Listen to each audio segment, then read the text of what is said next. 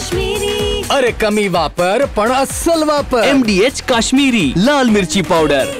MDH पहलगाममध्ये ज्यावेळेला अंधाधुंद गोळीबार हा दहशतवाद्यांनी केला त्यानंतर सगळ्या पर्यटकांमध्ये एक गोंधळ निर्माण झालेला होता।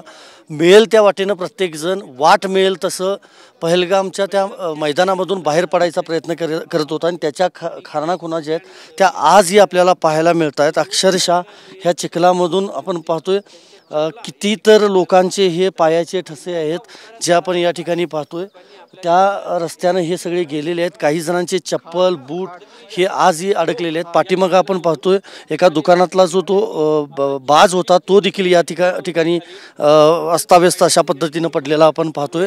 आणि दुसऱ्या बाजूला आपण जर पाहिलं तर इकडे देखील म्हणजे शेकडो पायांचे हे ठसे आहेत जे आजही त्या खरं तर खुणा सांगतायत। हा चिखल झाला होता, खरं तर पाऊस झाला होता त्यावेळेला आणि त्याच चिखलामधून वाट काढत प्रत्येक जण मिळेल त्या वाटेनं खरं तर जायचा प्रयत्न करत होता। हा आपण अजून एक पाहतो एका पर्यटकाचा बूट पडलेला आहे।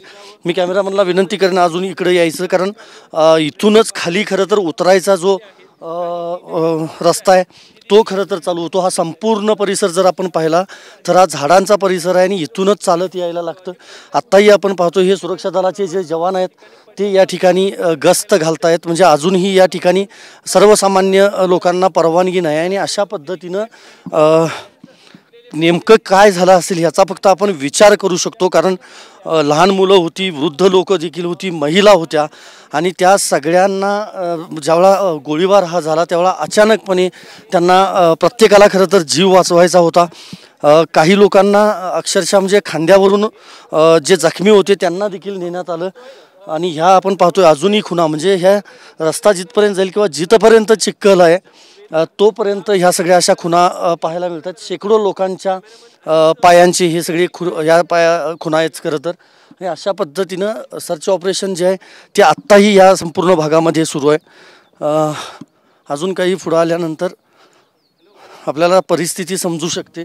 पाण्याच्या बाटल्या देखील अडकलेल्या आहेत कारण जरी थंडी असली तरी हातामध्ये जे साहित्य होतं ते सगळं साहित्य घेऊनच हे सगळे आलेले होते। आपण पाहतोय अशा पद्धतीनं ह्या सगळ्या जवानांना जागोजागी तैनात केलेलं आहे। संपूर्ण पहलगाममध्ये जी घटना झालेली होती त्या घटनेच्या म्हणजे त्या ग्राउंडला पूर्णपणे आत्ता म्हणजे छावणीचं अक्षरशः स्वरूप आहे कारण आपल्याला माहिती की लहान मुलं म्हणजे बरीच पर्यटक त्या ठिकाणी होते।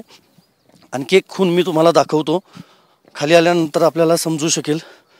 पायांच्या तर खुणा आहेत हे पहा, हे 3 शूज अजूनही मी कॅमेरामॅनला विनंती करेन की 3 शूज या ठिकाणी आपल्याला हे पाहायला मिळतात म्हणजे कुणाचे असतील आपल्याला माहीत नाही पण जे पर्यटक आतमध्ये होते ते आत खरं तर अडकलेले होते आणि ज्या गोळीबारानंतर हे सगळे पळत सुटलेले होते आणि अशा पद्धतीनं नेमकी काय परिस्थिती त्या ठिकाणी उद्भवली असणार याचा फक्त आपण विचार करू शकतो।